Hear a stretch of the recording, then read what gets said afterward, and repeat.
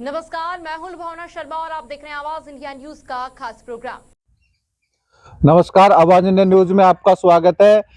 विधानसभा 2023 चुनाव परिणाम आ चुके हैं और भाजपा प्रचंड बहुमत के साथ वापसी कर रही है सत्ता में। इसी वापसी को लेकर ये ऐसा लग रहा है कि कांग्रेस के ऊपर से लोगों का विश्वास कम हुआ है।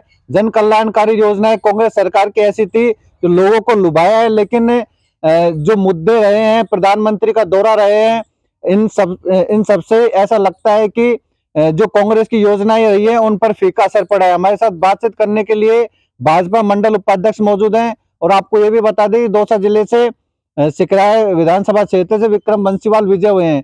क्या कहेंगे, सिकराय विधानसभा क्षेत्र से विक्रम बंसीवाल विजय हुए हैं और दौसा जो ममता उपेश है, सिकराय विधानसभा क्षेत्र से उन्होंने चुनाव लड़ा था, हर बार वो जीती है। ऐसा क्या कारण रहा लोग उन पर विश्वास नहीं कर पाए? 2 बार जो ममता उपेश यहाँ से जीती है वो जातीय समीकरण के अनुसार जीती है। एक बार हमारे ही डॉक्टर करुलाल जी की पार्टी राजपा यहाँ से विजयी हुई, उसमें ममता उपेश जी हारी भी थी। एक बार शुरू में ये जिला परिषद सदस्य थी, उसके बाद में जिला परिषद बाद इनको टिकट मिला, लोगों ने इनको चुन के अच्छा समझ के इनको वोट दिया। लेकिन इन्होंने लोगों की भावनाओं के साथ खेला, लोगों की जो अंतरात्मा है उसको ठेस पहुंचाया, लोगों को जलील महसूस करवाया, लोगों को धक्के देकर अपने घर से बाहर निकलवाया।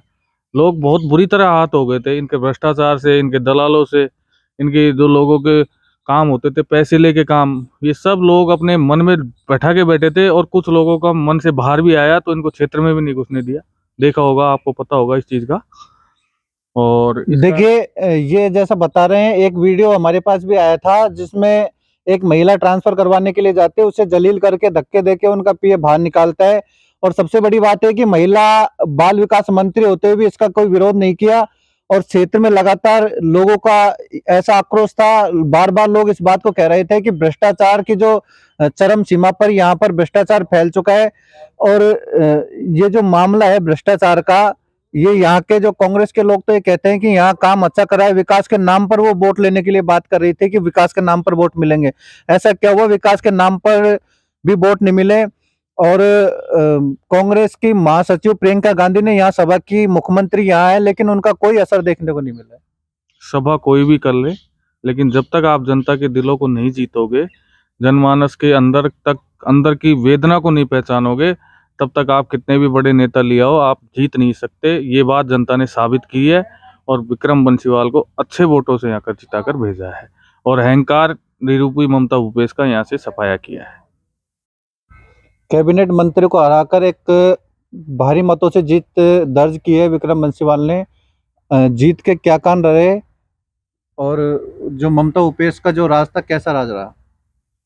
जीत का सबसे बड़ा कारण तो सर्व समाज के वोट है, जो कि सेठ सोनलाल जी के परिवार को 3 पीढ़ी से जनता ने वोट किया है। दौसा जिले में काफ़ी समय से इन्होंने विधायक रहे हैं और वहाँ पर इनकी जनता ने अमन चैन महसूस किया है। सबसे बड़ा कारण, सबसे बड़ा फैक्टर यही रहा। सिकराय ममता उपेश के जीतने के बाद में कैसा माहौल रहा? आमजन में विश्वास रहा या फिर आमजन में ये कहें कि लोगों में विश्वास नहीं कर पाए ममता उपेश के? कैसा महसूस रहा? लोग पीड़ित रहे, हर वक्त किसान पीड़ित रहा, किसान को समय पे खाद बीज वगैरह सब ब्लैक रहा और किसान परेशान, बिजली से परेशान, रातों में बिजली, दिन में कभी बिजली नहीं आई, ठंड में किसान मर रहा है, किसान के केसीसी का 10 दिन का कर्जा माफ। ये भी इनके एक बड़े जादूगर के भी बड़े जादूगर आए थे, उन्होंने 10 दिन की कही, कुछ नहीं किया और यहाँ की जनता तो त्रस्त रही है। यहाँ की जनता की जो राहुल गांधी ने तो कहा था कि कांग्रेस की जब अगली बार सरकार बनी थी 10 दिन में 10 तक गिनती बोलने के बाद में कांग्रेस का कर्जा माफ हो जाएगा। और ममता उपेश ने जब चुनाव लड़ने के लिए क्षेत्र में आई थी, उन्होंने कहा था कि मैं विकास के दम पर जीतूंगी। बार बार वो एक ही बात कर रहे थे कि मैंने इतना विकास किया है, सिकराई की जनता मुझे विकास के दम पर वोट देगी। और किसानों का आप कह रहे हैं कि कर्ज माफ नहीं हुआ, क्या कहना चाहेंगे? विकास का दम हमें तो कहीं दिखा नहीं आज तक। विकास केवल खोखले इनको कागजों में वादे थे और लूट का इनका एक षड्यंत्र, विकास के नाम पर इन्होंने लूट की है, इसके अलावा कुछ नहीं किया। और दूसरी बात जो आप कह रहे हो 10 दिन का, ये क्या किसानों के कर्ज माफी, किसानों की कर्ज माफी का जो 10 दिन का वादा किया कि हम माफ कर देंगे, इन्होंने तो कर्जा माफ किया नहीं, लेकिन जनता ने इनको साफ जरूर कर दिया। सिकराय विधानसभा के अलावा हम राजस्थान में एक बार सभी सीटों की बात कर लेते हैं। जो कांग्रेस का राज था, सुशासन का राज रहा या कुशासन का राज रहा? बलात्कार, हत्या, लूट जैसी घटनाओं पर कमी आई या बढ़े? सुशासन होता तो दोबारा सरकार बनती, तो इसको हम कुशासन ही कहेंगे। कुशासन कहेंगे क्या, कुशासन था तभी तो सरकार परिवर्तित हुई है और अच्छे बहुमत से भाजपा कमबैक किया है भाजपा ने, इनका कुशासन को देखते हुए। सरकार की जन कल्याणकारी जो योजनाएं थी, गहलोत की तरफ से 7 गारंटी योजनाएं दी गई थी, उनका क्या असर रहा? वो केवल रेवड़िया थी जो चुनाव के बिल्कुल लास्ट में बांटी गई है। वो जनता जान गई उन चीज़ों को। अगर इन रेवड़ियों को पहले ही से लागू ये रेवड़िया बताते हैं तो ये किसान का 10 दिन का कर्जा माफ कर देते ना, जो 10 दिन में कही थी तब कर देते। ये लास्ट के महीने में आके 7 मुफ्त हम आगे देंगे, 3 मोबाइल बांट दिए, वो कर दिए। जनता इन सब चीज़ों को समझ चुकी है और समझ के ही जनता ने इनका सफाया किया है। मोदी के आने से कितना फर्क पड़ा, और मोदी ने जो सभाएं की जयपुर में, कितना उनके आने से फर्क पड़ा? क्या दोबारा से लोग मोदी पर विश्वास जता पाए? क्योंकि जो प्रचंड बहुमत के साथ में भाजपा ने वापसी की है, जहां जहां जिन जिन क्षेत्रों में विधानसभाओं में मोदी ने दौरा किया था, उनसे कितना फर्क देखने को मिला है? मोदी जी हमारे राष्ट्रीय नेता हैं। राष्ट्रीय नेता है तो राष्ट्रीय नेताओं का प्रभाव तो हर जगह है, पूरे देश में। हमारे मोदी जी के चेहरे पे ही हम चुनाव लड़े और हम जीते हैं। भाजपा में सीएम का चेहरा भी घोषित नहीं किया था, फिर भी इतनी सीटें वापसी आई है। मोदी जी का चेहरा फैक्टर काम कर रहा है। सिगराई विधानसभा क्षेत्र में राष्ट्रीय महासचिव बड़े नेता यो कहें कि क्या नाम, प्रियंका गांधी आई थी, उसका क्या फैक्टर रहा? प्रियंका गांधी का फैक्टर देखने को मिल गया ना, जहाँ पे आई वहीं पे सीट साफ हुई। सिकराई आई तो वहां हार गई ममता जी, ये फैक्टर रहा उनका। तो ममता उपेश जब चुनाव लड़ने के लिए आई थी, उन्होंने कहा था कि लोग मेरे ऊपर विश्वास करते हैं और मैं यहाँ से जीतूंगी। वो हमेशा ये विश्वास दावा कर रही थी, विश्वास जता रही थी। जब वो वोट देने के लिए आई तभी भी उन्होंने 2 अंगुलियां दिखाकर, शाइन का निशान करके, आपने जो कार्यकर्ता है उन्हें ये विश्वास दिला दिया था कि हमारी जीत पक्की है, निश्चित है। क्या कहेंगे? अब विक्रम बंसीवाल यहाँ से विजय हो गए।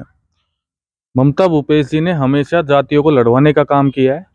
ममता भूपेश जी समझती है मैं इस जाति को साध के उस जाति को मना लूंगी, उस जाति को। लेकिन सारी जातियों ने इनका 2-3 बार इनका अच्छी तरह से चेहरा देख करके और वापस जनता इनको समझ चुकी है कि ये जातियों को लड़वाती है, भाई को भाई से लड़वाती है, दूसरे एक गांव में 2 दरारें पैदा करती है।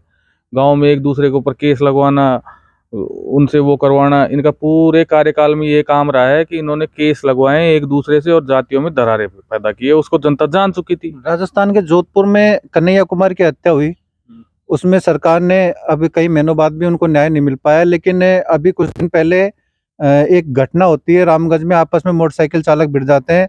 1 घंटे में सरकार उनको 50 लाख रुपए का चेक दे देती है, डेयरी बूथ दे देती है और एक नौकरी दे देती है। लेकिन लोगों में, राजस्थान की जनता में, ये आक्रोश रहा कि कन्हैया कुमार की ऐसी निर्मम हत्या होने के बाद में उन्हें न्याय नहीं मिल पाया। लगातार हिंदू शोभा यात्राओं पर धारा 144 लगा दी गई, सुबह हिंदू त्योहारों पर मनाने के लिए प्रतिबंध लगा दिए गए। क्या कहना चाहेंगे, क्या बात सही है? और अगर ऐसा है तो क्या भाजपा ये हिंदू त्योहारों पर, क्या जैसे शोभा यात्रा है, डीजे पर बैन लगाना है, क्या कैसा प्रदर्शन रहेगा भाजपा का?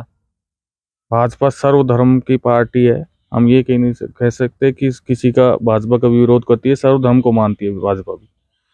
लेकिन जो अभी आपने बताया कि उन्होंने 50 लाख रुपए देके और उनका तुरंत काम किया, तो उसमें अशोक गहलोत जी को भी सर्वधर्म का ध्यान रखते हुए राजधर्म को निभाना चाहिए था। और राजधर्म ये कहता है कि सभी धर्मों को साथ में रखते हुए सबके सामने समान व्यवहार करें। कन्हैया कुमार जी के साथ में त्वरित न्याय होना चाहिए था, इसलिए उसमें नहीं हुआ तो आगे होगा।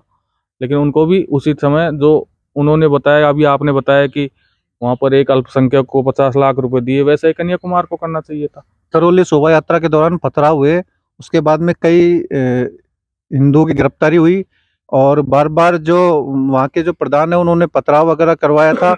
उन्हें शांति वार्ता में पुलिस ने बुलाया और उनसे शांति वार्ता की अपील के लिए कह रही है। कैसा आम जनता के संदेश जाएगा? जो करौली में पथराव हुआ वगैरह हुआ, ये सब ये बताते हैं कांग्रेस अल्पसंख्यक को इन चीज़ों से साधना चाहती है और भाजपा अल्पसंख्यक को ट्रिपल कानून जैसा तलाक से मुक्ति देकर